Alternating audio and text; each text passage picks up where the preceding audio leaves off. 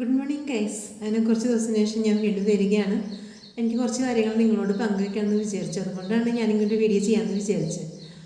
ഞാനിവിടെ മഹാരാഷ്ട്രയിലാണ്. മഹാരാഷ്ട്രയിലെ പൂനെ, ഇവിടെ റായ്ഗഡ് ഡിസ്ട്രിക്റ്റിലെ കർജത്ത് എന്ന് പറഞ്ഞ സ്ഥലത്താണ്. ആദ്യം ഞാനിവിടെ പോദാറിലാണ് വർക്ക് ചെയ്തിരുന്നത്. ഞാൻ പോദാറിൽ വർക്ക് ചെയ്യുന്ന സമയത്ത് എനിക്ക് സത്യം പറഞ്ഞാൽ എൻ്റെ മകൾ ഇവിടെ ഉണ്ട്. അവളിവിടെ അടുത്ത് തന്നെ മുംബൈയിലാണ്. അപ്പം അവരുടെ കുറച്ച് കസിൻസൊക്കെ ഇവിടെ റിലേറ്റീവ്സൊക്കെ പൂനെയിലുണ്ട്. അപ്പോൾ ആദ്യം ഞാൻ വർക്ക് ചെയ്തിരുന്നത് പോദാറിലാണെന്ന് പറഞ്ഞില്ലേ. അപ്പോൾ പോദാറിൽ പോണേക്കാൾ മുമ്പ് ഞാൻ കുറേ അന്വേഷിച്ചു പൂനെയിൽ ജോലി കിട്ടുമെന്ന്.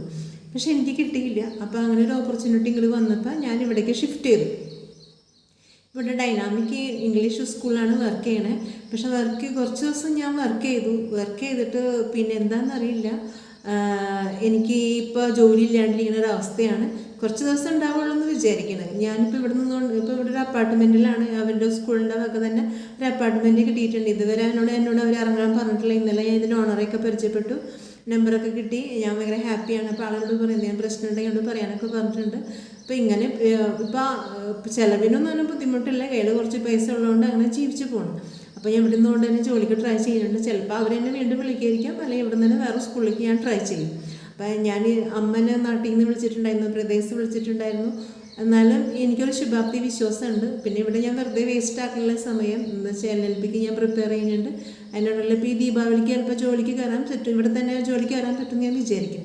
അങ്ങനെയുള്ള ശുഭാപ്തി വിശ്വാസത്തോടെയാണ് ഞാൻ ജീവിച്ചു പോകുന്നത്. ഓക്കെ, ഇതുവരെ നിങ്ങൾ തന്ന എല്ലാ സപ്പോർട്ടിനും ബാക്കി എല്ലാ കാര്യങ്ങൾക്കും നന്ദി. നമസ്കാരം.